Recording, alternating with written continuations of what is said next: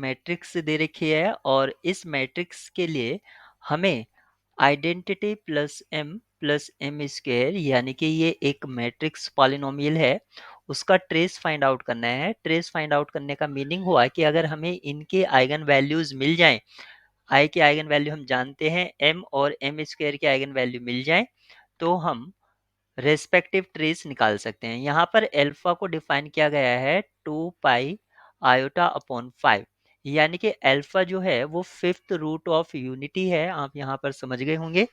अगर मैं एम की बात करूं, मैट्रिक्स एम यहाँ पर एक अपर ट्रायंगुलर मैट्रिक्स है और अपर ट्रायंगुलर मैट्रिक्स की जो आइगन वैल्यूज होती हैं वो उसके डायगोनल एलिमेंट्स होते हैं। तो इस मैट्रिक्स एम की जो आइगन वैल्यू होंगी वो होंगी 1 alpha, alpha square, alpha cube, alpha raise to the power 4।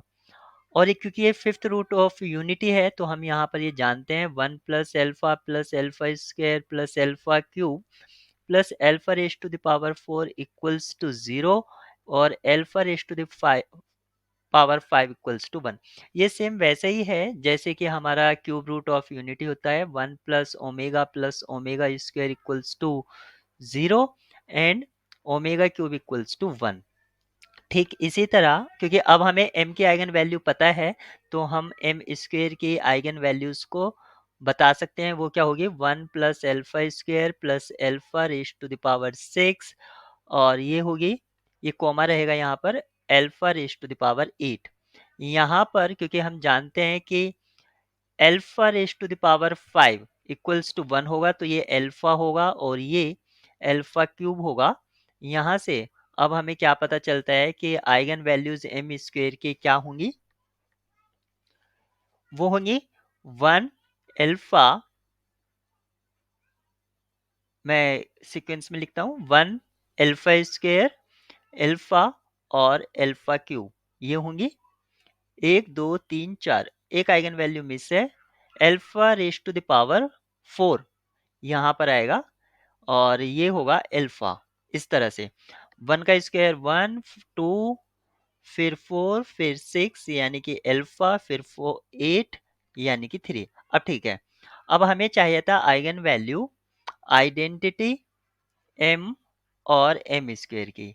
तो हमारे पास आइडेंटिटी की जो आइगन वैल्यूज हैं वो 1 1 1, 5 टाइम्स 1 लेंगे और m की जो आइगन वैल्यू है 1 alpha, alpha square, alpha cube, alpha 4।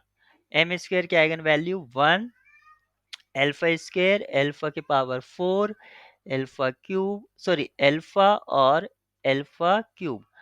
अब हमें प्लस करना था इन सभी को, तो प्लस करेंगे क्योंकि हमें तो प्लस की आइगन वैल्यू चाहिए थी।